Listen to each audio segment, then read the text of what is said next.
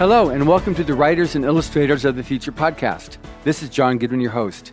This podcast is dedicated to the aspiring writer or artist and will provide inspiration and tips from top professionals in the field, along with contest winners and a few surprise guests. Today, we're speaking with 3 contest winners. We're here in Hollywood at the Roosevelt Hotel, and we're in the middle of the Writers of the Future Workshop Week. So, starting from the gentleman on my left, your name and the volume you're being published in, and what your story is. My name is Storm Humbert. I am published in Writers of the Future Volume 36, and my story is Stolen Sky. And my name is Luke Wildman.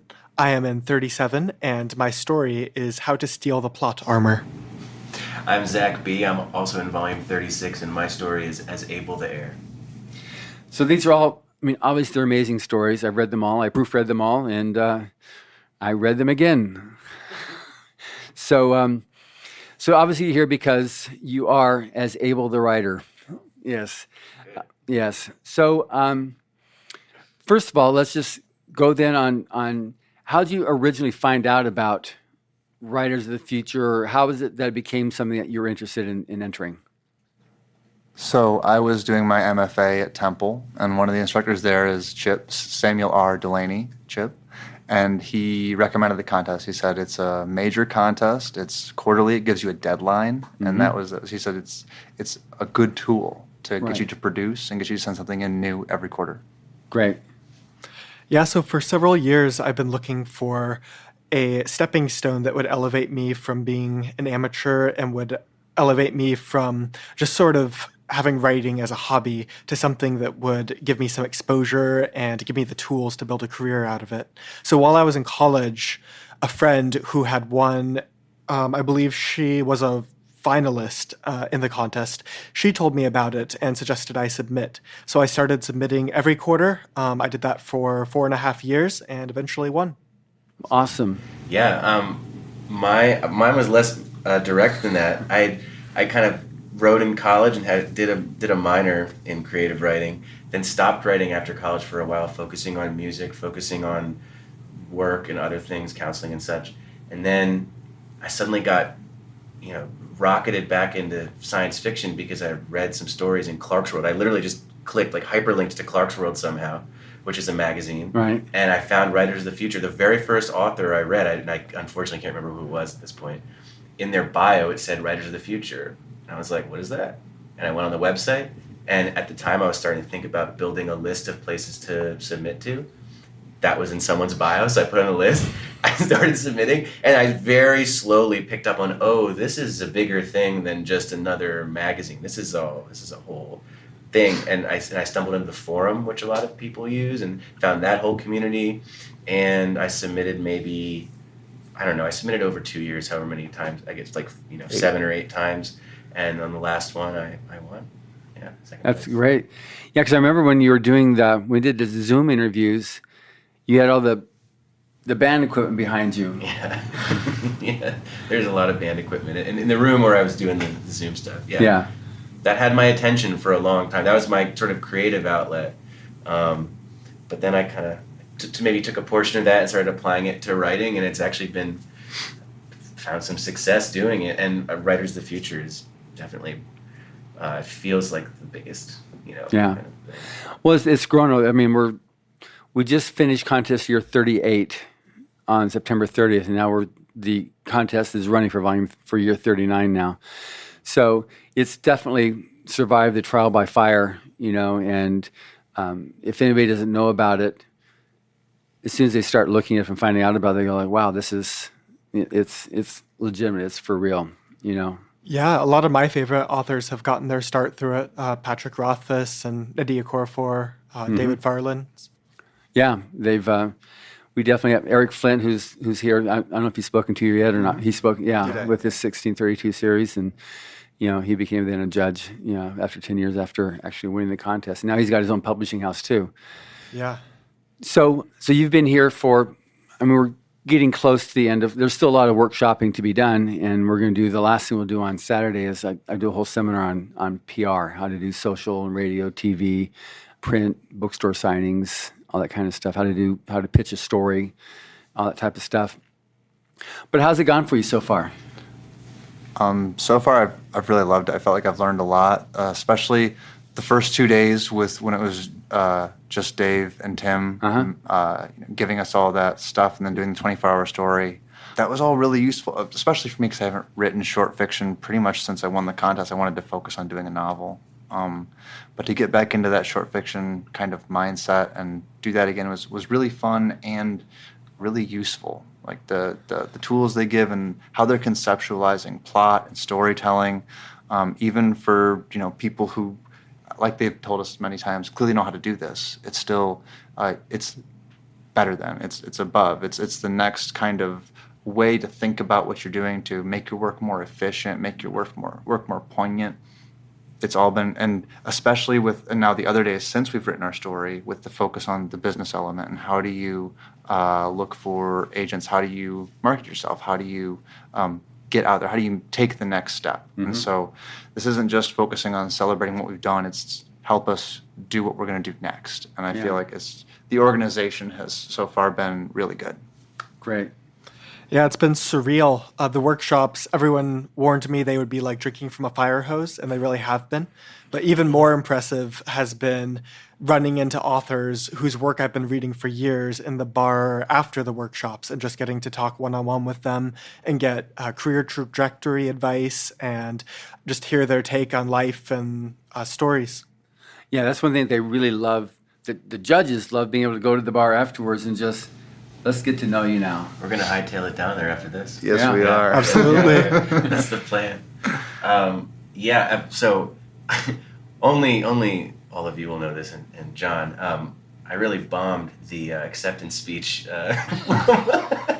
workshop earlier this week, so I'll give you a little preview of what I want to actually say, because I was kind of trying to punk you, John, sorry. If I could distill down the experience this week into one word, it would be motivation. Right? I've gotten plenty of motivation throughout my life to be a writer, teachers being like, oh yeah, do it. And, other places I've been published, that felt like a big motivation to do that. Martin Shoemaker, who's another press winner, told me, do the happy dance when you win. But this week has just been like a ton of very good, great, amazing, all the words, writers motivating us, telling us that we could, be the next generation of them. And every step of the way of the craft motivating us to say, like, you can take your craft to the next level, motivating us to say you can take your business to the next level as a writer, everything. So it feels like swallowing a big pill of that, and we'll come out of here, many of us, with grease in our wheels.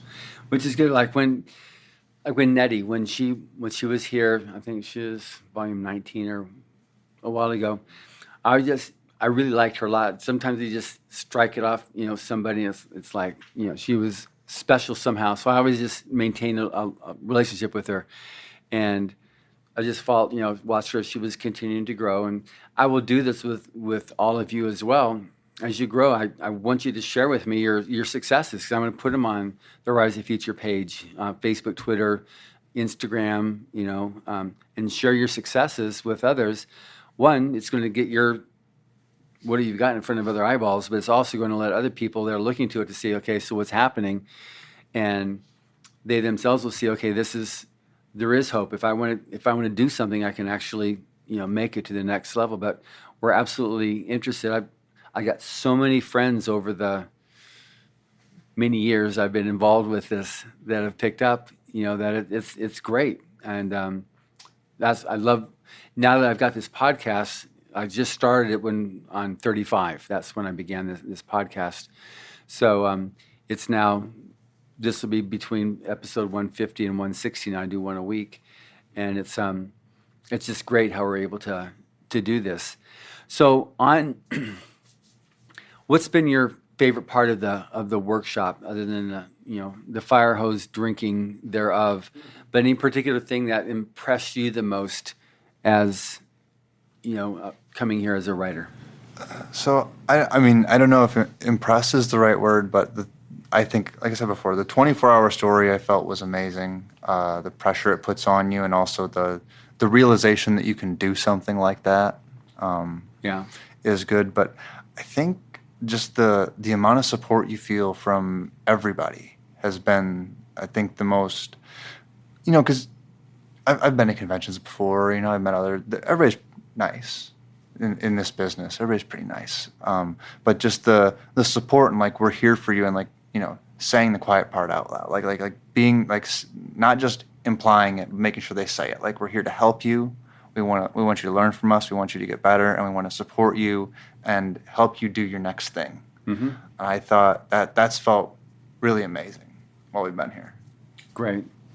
Yes, I would echo that, especially in regards to the judges and how interested they are in passing along like encouragement and their wisdom to a next generation of writers.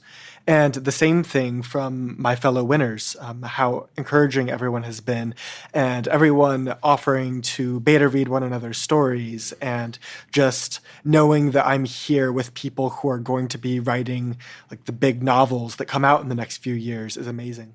Yeah, you are the next generation of writers. It's proven itself so many years now that it's not even for me a question. You are the next voices of science fiction and fantasy. What about you, Zach? Yeah, I can echo what's been said about the 24-hour story. It's really the 24-hour story in conjunction with a lot of what we've heard about how you can be, if you want, you can be a story factory. Yeah. Right? You can just sort of access the creative part of yourself, force it out onto the page, and not let the logical part of you quite get in the way of the creative part of you, right? I think Dean Wesley Smith was saying you can go back to a story and put your logic brain in charge. You'll just take a hammer and smash all of the creativity out of the story until you've got a really smooth plate, but it's kind of boring and it's nothing. So you hear a lot of that, but you don't exactly feel it until you do that 24-hour story and under pressure, because it's not just you're saying, I'm going to do a 24-hour story. It's everybody you're here with who you respect, and all of these judges who you also really respect are kind of watching you and like, are you going to finish this thing by 2 p.m.? And then you do, and you're looking at some of the things you've written and going, whoa, there are ideas in here, and there are like stinger sentences in here, and things that I thought I needed days to mull over and work out and get on the page, and I just did it in honestly less than 24 hours because I went to the beach for a while, but less than 24 hours. And now again, this whole idea of motivation, I'm leaving here with a major boost in confidence as a writer, and it wasn't even about winning the award, right? It's about everything that's happened while I've been here. That's great. And it's also everybody that's talking to you, they've been there, and they're not speaking from like this pulpit or from this esoteric, this is how it should be done, from someone who's trying to tell you what, do as I say, not as I didn't do, because these guys are the top writers out there right now. And so everything is from people, they're not asking you to do a 24-hour story. And I mean, Tim will joke about it, better you than me. I mean, he says it every year, some variation of that particular theme. But all these guys have done it, can do it. I mean, Dean Wesley Smith, he's a serious manuscript factory himself. I interviewed him the other day, and he's just amazing in how prolific he is. But he's able to sit down and just write it, and like what you talked about there, you can edit it down to like total blandness. You need the edge on it, you need emotion, you need something that's the grit. You've got to have that grit that's going to get something for you. Yeah, it's about creating an emotional impact. It's not just about checking all the boxes of a formula. Yeah, which is one of the definitions for Mr. Humbert and on art. The definition of art, it's able to create an emotional impact. So on the workshop itself, one of the things, because you all did the L. Hubbard Writers of the Future online workshop before coming here, and then I think they touched on refresh, as throughout the workshop, some of the different essays and stuff.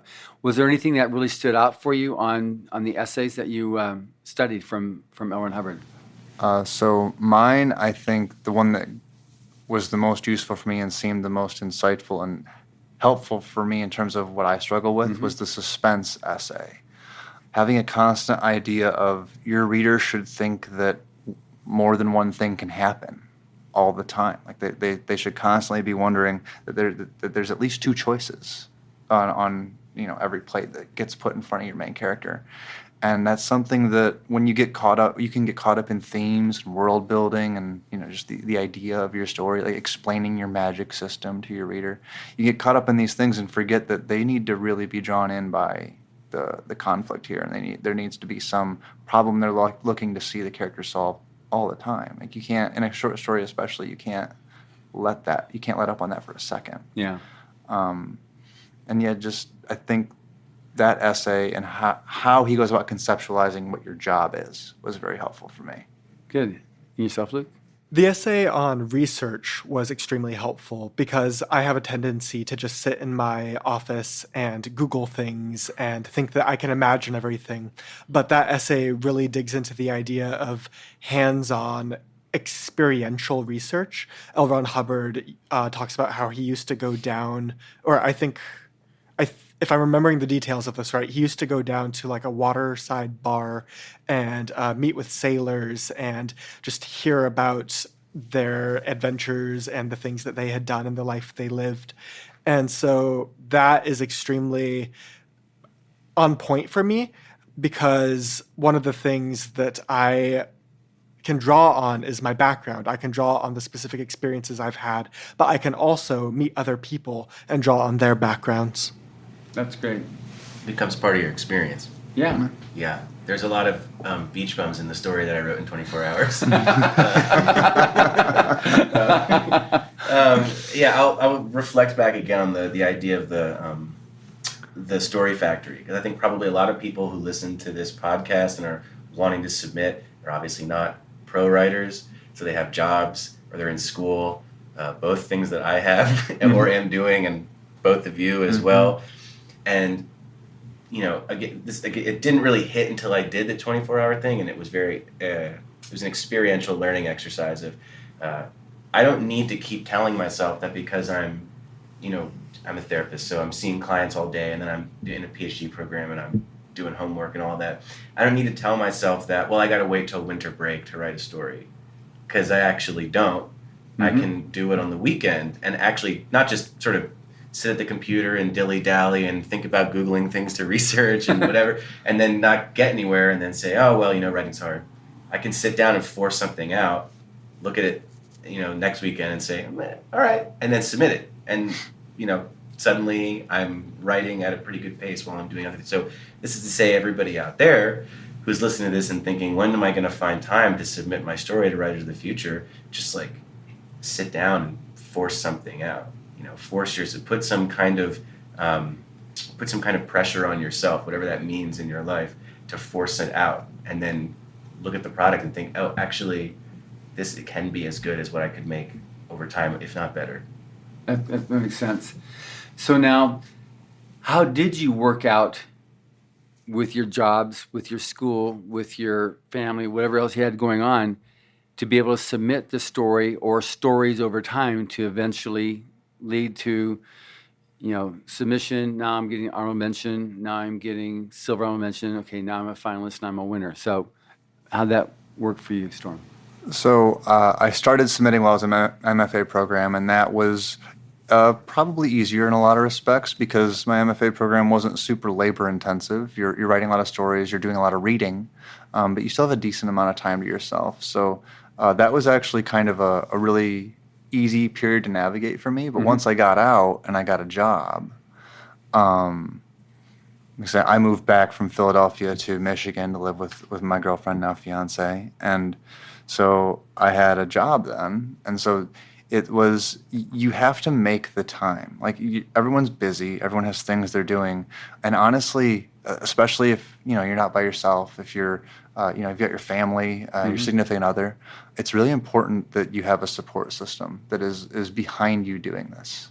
And my fiance, Casey, has been amazing with supporting my desire to be a writer. She's supported me in going down. I just dropped down to 4 days a week at work so that I have every Friday to write now. And I couldn't do that without the support system that I have. So if you're a friend of a writer or a family member of a writer, they need your support. And if you are a writer, just remember to thank the people that do support you and facilitate a lot of the extra time you need to do your thing. But for your end, you need to make the time and put in the work. That's great. And yourself?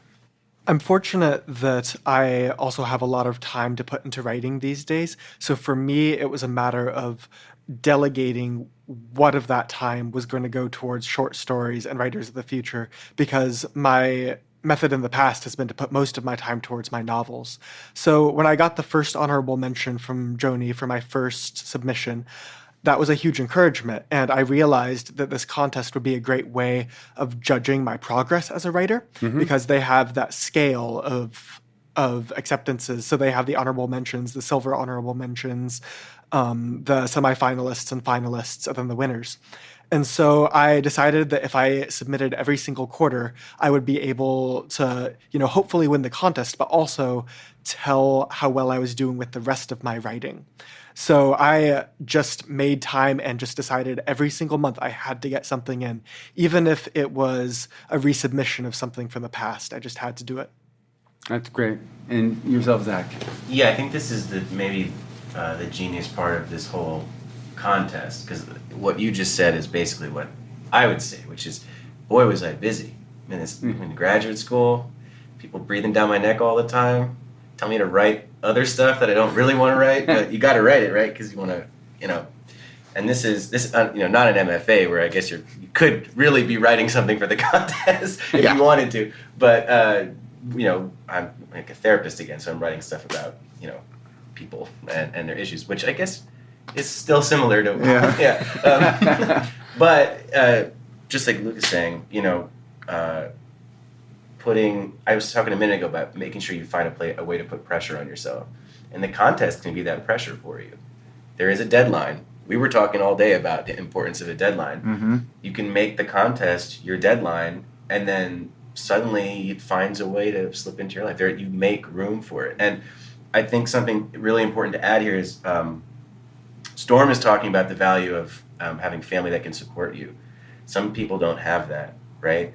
But I would say after being here, there is a community. There's a sci-fi writer, sci-fi fantasy writer community, spec fic community, whatever, genre fiction community that you can tap into. One way to tap into it would be the forum, right? That's available to you. There's a lot of great people on there who are carrying over the same feeling I get from the contest overall, which is, like you said, John, that they're actually all here to support all the new writers and prop us up and really help us. So if you don't have the people in your life to support you in that way, maybe you won't be able to have Friday off, but you can, but you can get that support elsewhere, at least the emotional and the motivational support to really chase this dream down if you want to do it. Which is true, and that's something, all the different things, the different facets you've got on the writersofthefuture.com site, because there's the blog, there's the forum, there's the online workshop, the podcast, and obviously entering the contest, both of the contests. They're all there. I mean, that's just following the original mantra that LRH created when he said to provide a means for the aspiring writer to have their work seen and acknowledged. And so it's all built around that basic premise there. And the contest itself it's not political, it's not religious, it's not anything. In fact, the way you enter the contest is we know nothing about you other than the quality of your storytelling or the quality of the art. And so it's interesting, though, how for the most part, our winners over the years have all just been amazingly great people, and it gets even more so every year as the contest has long since surpassed that threshold of recognition in the community. But it's just interesting how the like-minded people tend to find each other. And even on the website, if someone comes in and wants to be a jerk, a person gets one warning, and if they violate that, then they're now banned from the forum and participating in the site, because that's not what we're about. So on the subject of writing itself, how'd you get started, Storm, as a writer? What was your transition from whatever writing your ABCDs or whatever it was that you decided, okay, I want to be a writer, and so launched your direction? I think I got kind of the first itch when I was a senior in high school. I had a really great high school English teacher. So when I learned to like reading, I actually was a high school senior. I didn't like to read till I was 18 years old, and I read Frankenstein. But I think it was... So Mary Shelley did it to you? Yes. Okay. But then I think really what made me want to write is the creative writing class I took in my undergrad, and I got lucky to have Lee K. Abbott as my teacher then. He was a tremendous teacher, and made me really love writing. And I think I've been really lucky to have great teachers that inspired me and encouraged me to write because they saw that I was good at it and I had talent. And like they said in the workshop, like talent is common, but inspiring you to do the work is something that good teachers do. So I think that's really what drove me to write, is the encouragement that I've been lucky enough to encounter. That's great. Yeah, I was a pretty imaginative kid. I was always reading as a kid. And when I was in 5th grade, I discovered The Lord of the Rings for the first time. And that was huge for me because I grew up overseas, sort of between several different cultures. And so in reading something like The Lord of the Rings, I realized that there were stories about characters who discovered that the world was a lot bigger and stranger than they thought it was. And there were characters with this same sense of unbelonging that I had. And I wanted to be able to create a home in fiction for other people the same way that Tolkien created one for me. So in 5th grade, I decided I was going to start writing novels, and I bought a little 50-page school notebook, and I told my dad that I was worried that this notebook wouldn't be long enough for my first novel. And my dad, he was very encouraging, but he was like, Luke, I think if you can fill up those 50 pages, you'll be doing pretty well. Lo and behold, some 200,000 words later, I finished that first novel. So, yeah, that's right. So I extended that notebook by just a little bit, just a few pages. But yeah, and I've been writing ever since. But this is the first real success I've had. So I'm very grateful for it.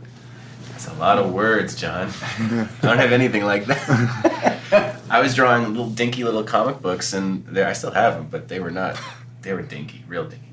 I was a really snarky little kid. I got in all kinds of trouble. I don't know, this is going to be obvious. You're not like that now at all. It's going to be unsurprising to anyone who knows me. And science fiction, fantasy kind of stuff was actually something, I don't think my parents intended to do this, but became a way to kind of rein me in. It's like something creative that my brain can chew on instead of, the scenery in the room, right? I distinctly remember being in first grade, and my parents have every other Friday off, and it's that Friday, and I'm like, before school, I'm like, I'm sick, I don't feel good. And they looked at each other, and they were like, you're not sick. It's our day off. They sent me to school, and when I got back, they gave me, as a reward, a Fantastic Four comic. And I guess they saw me just get completely enraptured by it, and from there, I started to want to I wanted to create that kind of stuff, too. And I've done all kinds of creative things. I've done, I've done a lot of music stuff. I did voice acting weirdly during COVID because I got invited to do that. That was bizarre, but great. And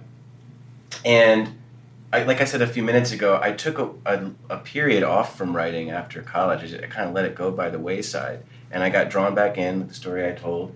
And the second thing I wrote got Sheila Williams, who's the editor of Asimov's.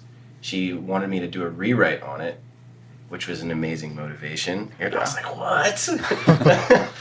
What is happening? And I did the rewrite, and then she bought it. And that really propelled me, like, okay, somebody thinks that I can do this, apparently. So I'm going to follow that. And she's bought more stuff for me. And, I read This is way cool. Yeah, so here I am now. Yeah. Oh, that's great.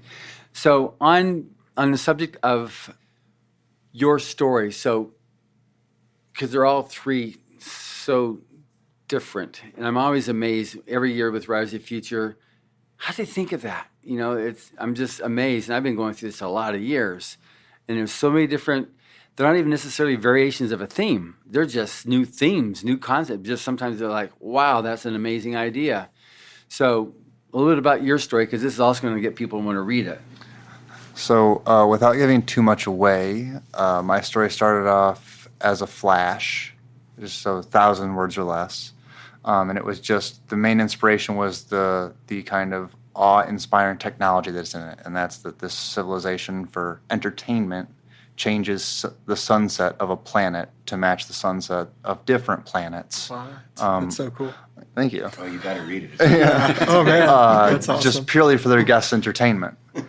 And so it started off, that was the inspiration. But then the more I write it, and this is true with almost any story any writer starts, it became more about conceptualizing what that technology could be used for, or how that could affect people.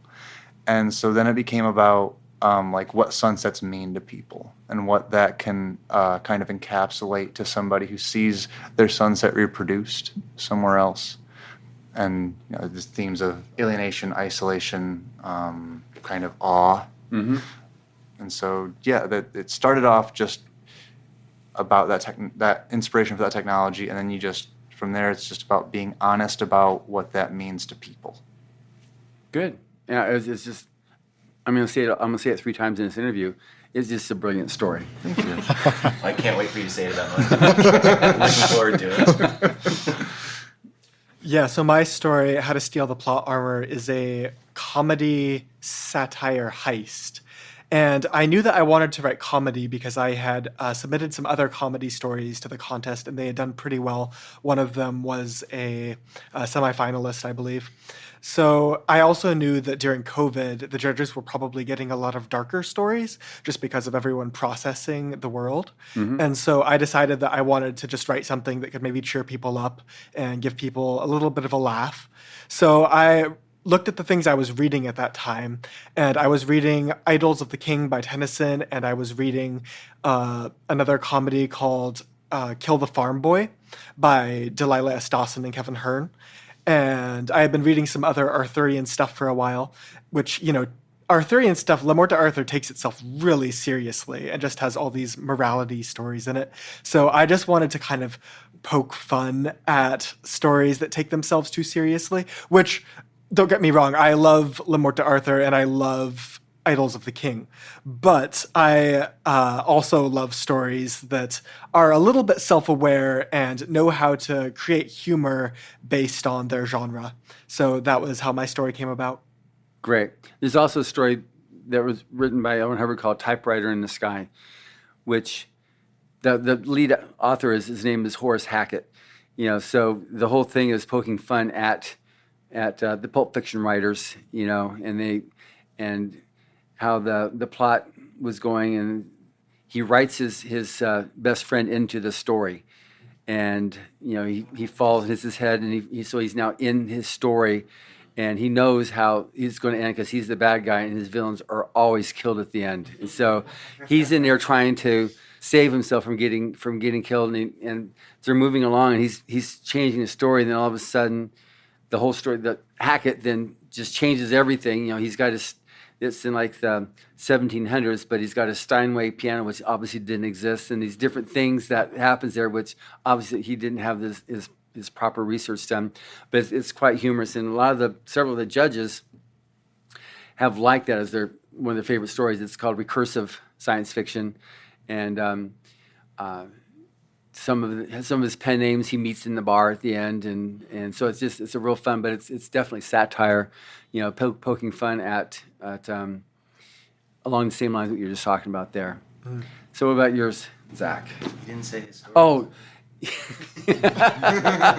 If you don't say it to him, you might not say it to me. You got to say it to me, so you better say it to him. Keep got my eye on you, John. No, because it is, like I said, all the stories I've read, and they're brilliant. And from your story there, just that it is true that 37 is a bit lighter in general for that very reason. The pandemic was so on the planet, just so oppressive. So it lightened it up, and it made a really good counterpoint to everything else that people have been experiencing. So yours was one of those that led the way on that. And now to one of the darkest and depressing stories from the 2 volumes. My story, I started writing it the summer before I went into my master's program. And I was just kind of thinking, again, started with imagery, right? Mm-hmm. I was just thinking about the idea of a drone pilot and, let's go a little bit near future. What could piloting a drone for the military be like, a step into the future? So just playing with that imagery.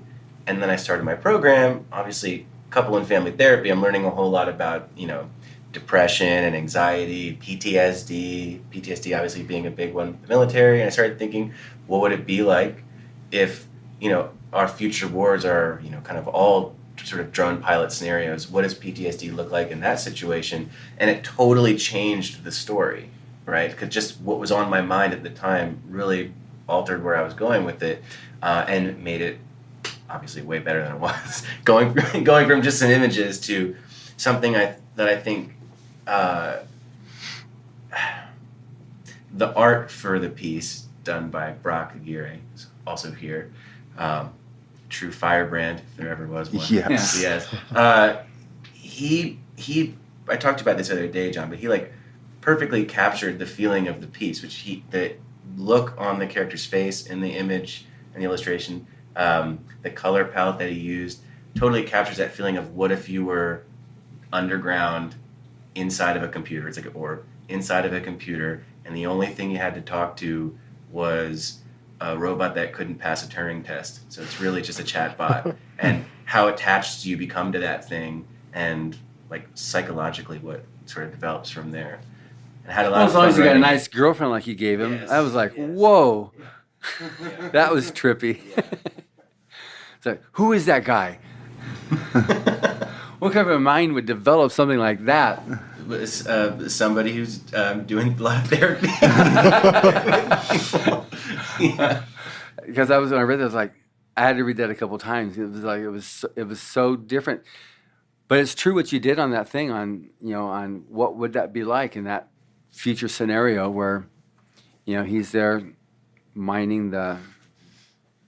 It's also weird because it obviously came out. The book actually came out in April of 2020, which is right when the pandemic started. Mhm. And that story is really about being alone, by yourself, only able to communicate with other humans through screens, pretty much. Mm. Not because you have to because of COVID, but that's just kind of how That's the what it story is, yeah, works. that's That's what it what the future kind of looks like. And it's just weird that it landed at that time because everybody in the world was kind of going through that. Okay, what if I was kind of in a box by myself, only able to communicate through screens? That's very relevant for writers since it's such an Yes, isolating field. Exactly. Yeah. We heard that today a lot. The isolation.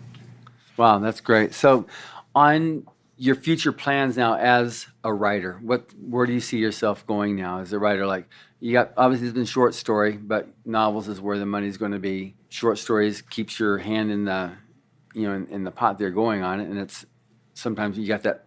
I'm going to do something this weekend. You can pop out a short story, and if you've become best buds with the editor Asimov, then more power to you. Definitely helps. So, what do you see for your future? Well, I spent the last pretty much almost 2 years now. It'll be 2 years in November, working on my first novel. I'm hoping to finish the epilogue pretty much when I get back from this because I've been too busy to work on it while I've been here. Yeah. Send it to me. Yes, and send it to Zack and Luke, actually. Absolutely. Yeah, and but then I think while I'm waiting for that feedback, I'll probably I have a catalog of short story ideas that while I've been working on the novel, I've kind of been saving. Mm-hmm. I might go through those and in a week try to knock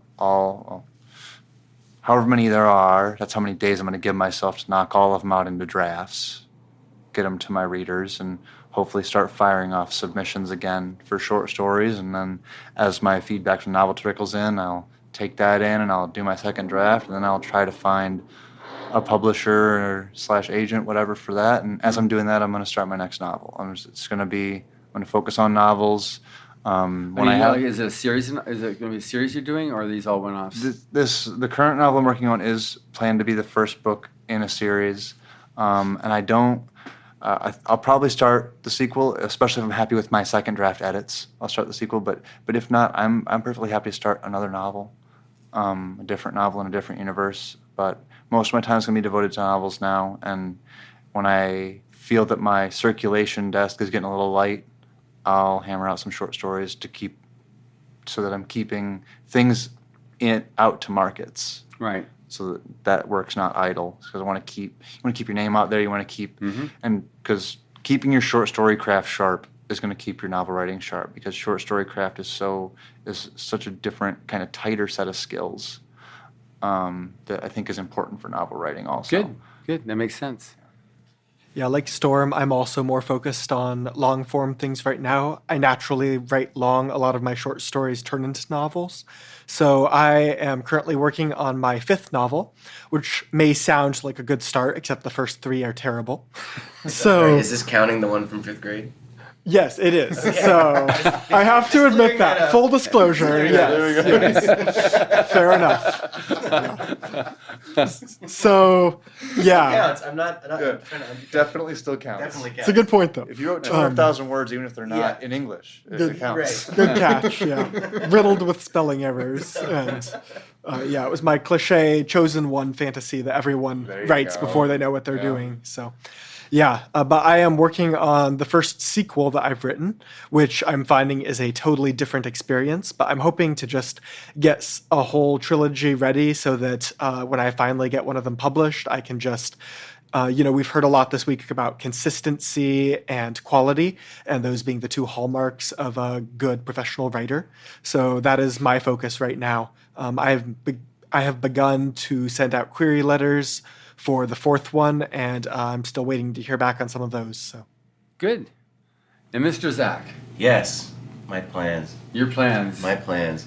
I set a goal for myself, which was 3 professional publications before I'm allowed to work on a novel.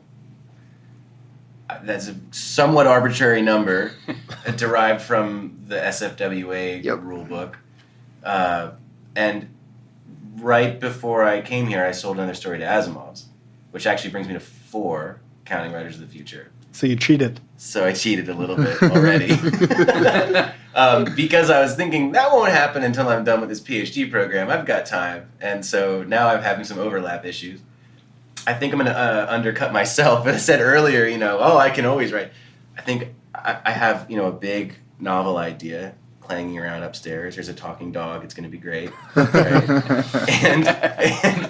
And I think next summer I'm going to put a lot of elbow grease into that. And in the meantime, coming off of the motivation from everything we've done this week, try to do what I said earlier, which is just on the weekends pump out these stories and try to build that resume up, right?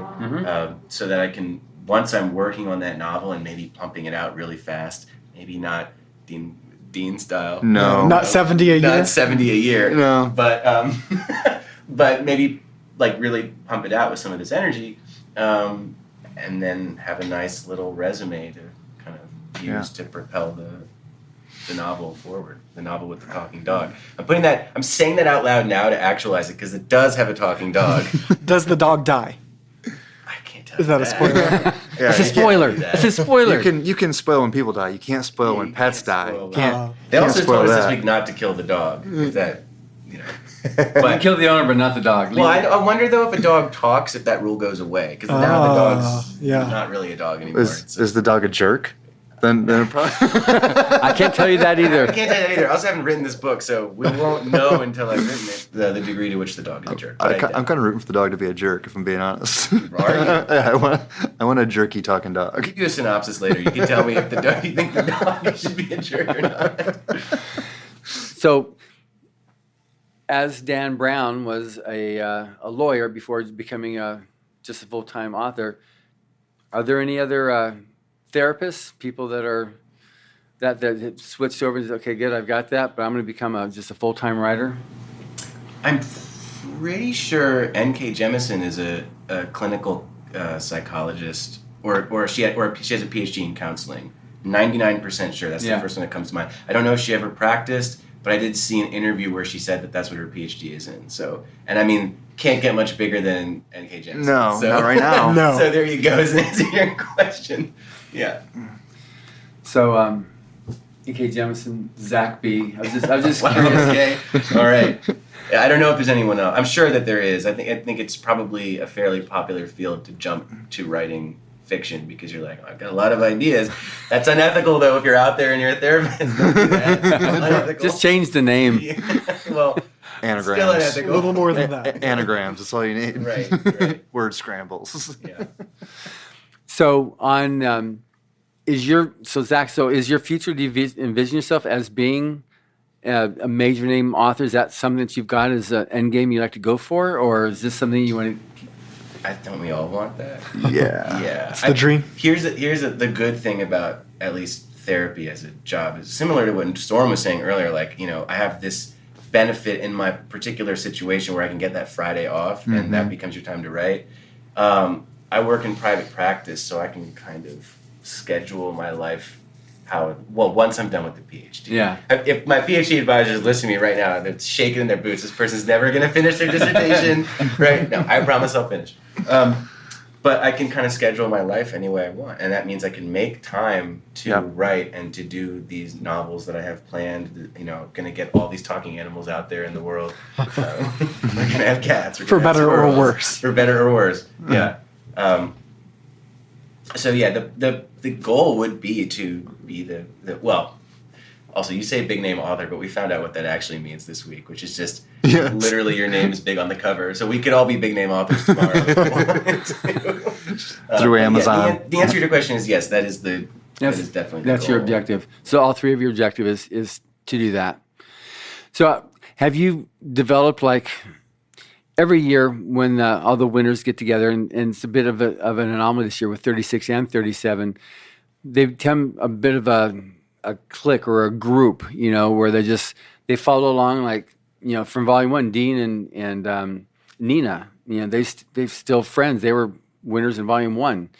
And each year there's different ones. I talk to somebody, so you still friends, so like Eric Flint there, he talks about his friends he had, and Sean Williams still has his friends from their years, and that's been like 20 years ago, 30 years ago. So do you see yourselves like, or have you already started working out like you're continuing what we're going to do when we go back home? Because right now you're intensely together, and then you're going to be not intensely together in a few days. Lots of us have talked about starting writers groups. We'll probably start a Facebook group at least to have all of us in it. But I know that both Zack and Luke are reading my novel. Andy Dibble's also reading it. Leah Ning is reading it. So, that's half the people who would have bought it, so maybe not a good idea on my part. I'm going to go to the store and have the cashier take my picture with it to make sure you know. We got you. Big collab, and that's the other thing they talk about in the workshop is be a resource for each other. Like, editors are expensive, but if you've got talented writers that will be your beta readers, that's, I don't know if they'd say just as good, but it's real close. Mm-hmm. All of us, I think, are willing to be a resource for each other. Yeah. And have you struck up any relationship with your artists? We've had a lot of the, I realize several of them are not here because of pandemic, they couldn't get here, but there's been a lot of partnerships that have started up where a writer wants something for their cover art, or they have dreams of doing children's books, and so they need an artist to do their work with them on like that. So that's something too. So I'll just plug my novel again there. Me and Arthur Bowling, he drew my novel's map. Oh, really? Yeah, it hangs. It's 22 by 24 right over my desk. Oh, hand drawn, yeah. So, what do you see in terms of yourselves now as anticipating or establishing the fact that you are the future of science fiction and fantasy? What's your anticipation for the future of science fiction and fantasy? How you see it? Is it hopeful? Is it, where it's... Because you can write like we wrote there as Able the Air, but it can also come across and say, well, it's a downer, but it's also prophecy, which doesn't have to, which then by very definition doesn't make it a downer, just makes, okay, look at guys, this is something that can happen if something doesn't change. So how do you see, especially just coming out of the pandemic, what do you see as the future of science fiction and fantasy based upon how you're looking at it now? Well, that's a big question, John. You could take that in a lot of directions. Yeah. I like to think positively. I like to think that science fiction in particular, we talked this week about how the way that kind of traditional publishing breaks these things apart. Puts, fantasy is only 20% of the market, and science fiction is only 20% of the market, and whatever else. Children's books. Yeah, children's book. Yeah, but actually, if you smush those all together, that's wonder. This is something that Dave Farland told us. And when you smush those all together, it's actually like more than half of the market. So I think that there is a hunger for this, and that science fiction and fantasy continues to grow as a very popular art form. And what's actually written in science fiction and fantasy gives ideas, like you were saying, either things to avoid or directions to go or ways to think about society, new frameworks, all of that. It gives society that direction. And if that's more than half of what people are most popularly reading, it'll help to drive the actual fiction that's being written. Whatever ideas we all come up with will actually help to drive some of the directions that society takes. And I think about how earlier in the 20th century, they actually used to invite science fiction authors into like Department of Defense and NASA meetings to just be there in the room and say crazy things with all these scientists around to try and mine some of that creative energy to think about how are we actually going to get to Mars? How are we actually going to, have space wars with China or whatever it is that we're planning on doing in the future. I know Asimov was there for some of that. Heinlein was there. Heinlein was there, yeah. So that's always been a strand, and I think it just continues to grow as this wonder block of fiction kind of drives a lot of people's imagination, who then finish reading this short story that one of us has written on their coffee break and walks back into the Pentagon. Or someplace like that. Or someplace like that, yeah.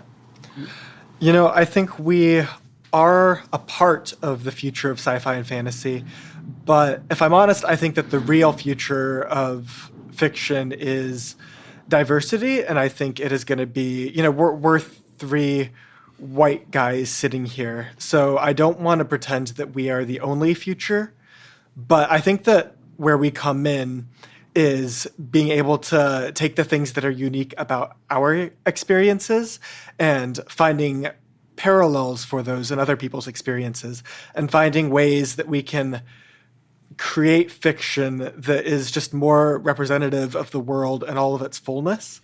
I talked earlier about providing stories that give people a sense of homecoming and a sense of a place to belong. And I think that is part of what we can do. The fantasy and sci-fi tribe tends to be fairly diehard, and it tends to be also a place where people who maybe don't fit into other parts of the world can just find like a found family. So I think that is something that we'll all focus on. Okay, good. Yeah, I was going to say, just it seems like someone said, one of the speakers said today, that science fiction used to dwarf fantasy, and now fantasy is the big thing right now, and especially epic fantasy as it's growing. I think that there's a big desire for like this, because that creates a shared world. Like people across cultures, across generations can find a culture, a space, and they can share it and they can interact there, and it builds a lot of bridges. So I think that's kind of the future, and it's the future because that's what science fiction and fantasy has always done. It's build bridges, it's expanded, it has reconceptualized what the world and the future and people can be, because science fiction is us kind of casting forward what humanity is into the future, because humanity is this constant, striving, empathic thing. It is a culture where we rely on each other, we lean on our neighbor, and that perpetuates, that humanity continues. And fantasy is casting it back to show that that's how it's always been. So it just creates this bridge that you recognize as this perpetual kind of shape of humanity and humanness. The function of aliens is show that humanity can look different. Right. So I think that will continue, and the idea of what we include in that continues to expand as diversity becomes a bigger driver and things like that. And so I think it's always has been about bridges, and it always will be. That's good. But one thing I've observed so many times over the years, having now my own bridge of Writers of the Future, is that usually it's between 5 and 10 years ahead of the curve. What I see winners writing becomes what's being read by the general audience, what's being published out there in 5 or 10 years, because that's your curve to actually make it there. So steampunk, all over the place in Rise of the Future, 5 or 10 years before it became like the really hot topic. People downloading their consciousness onto the web, on the net. That was just like all over the place. Half a dozen years later, We went through a whole thing there of that happening. So I've observed a lot where Riders of the Future, and this, I mean, Orson Scott Card talks about it quite a bit when he talks about the contest. It's like, this is the future, you know. And I got what you said about, you know, it's like, we're three white guys. You are three white guys for sure. And there's the Nydia Okorafor, and there's the Nina Kariki Hoffmans, and they're all out there. But from my perspective, they're also all writers of the future. Yes. You know? Yes. So that's what I'm talking about like that. So it's maybe as a collective I'm asking this, but you're going to have your perspective, what you've got right now, what you've gotten, and the value of science fiction to society. Because it also in an era, and I'm not trying to go, you know, now getting all, you know, mental and everything on here, you know, but in a society where, you know, in a lot of areas like hope and reassurance, and somebody saying, okay, a helping hand without any strings attached is always suspect. Yeah. Yes. You know, and that's the biggest hurdle I've got with Writers of the Future. You know, Many of your most esteemed guests have told us that. Yeah. Have told Yeah. us they were like, really, John? Yeah. There's no catch, and you keep saying there's no catch. He's saying, But are you sure? Yeah, there's really not. There's There's no entry fee. Our rooms are free. Our flights are free. Like we get not only do we get prize money, you get paid a pro rate for your story. And you get those connections. You get the connections, and Yeah. it's really it's a heartening thing because it makes you want to get there so that you can get back. yeah, it really is family, and it's a huge family, you know, but you can find other people, you know, that's why these guys come back. You know, you've got these past winners, they come in and just, you know, they really want to do it. It was that important to them. And Martin Shoemaker, how he tells his story, he said, yeah, right, John. Yeah, right, John. It took him a year to realize. I still sometimes can't get over that. Earlier today, I just rode the elevator with Nancy Kress. That was just my afternoon. Yeah. That's very cool. That just happened to me today. It's happened to everyone. We've been talking about seeing She's Nancy always in Kress the all week. She's always going somewhere. Yeah. I had dinner with her yesterday, and she said she was going to adopt me. So I'm trying to get that in writing. Sorry, Mom and Dad. But anyway, this has been great. We've gone through an hour, and I knew it would go really fast. I could not with you three, especially with this one. Yeah. And thank you for listening. Subscribe to the Writers of the Future podcast wherever you get your podcasts. The Writers of the Future podcast is available on SoundCloud, iTunes, Pocket Cast, Stitcher, Player FM, iHeart, and Spotify. It's also been globally syndicated on the United Public Radio Network. Writers and Illustrators of the Future are contests created by L. Ron Humbert to provide a means for the aspiring writer and artist to be seen and acknowledged. It is free to enter and open to new and amateur short story writers and artists of science fiction or fantasy. Thank you very much, gentlemen. It's been great. Thank you. Thank you.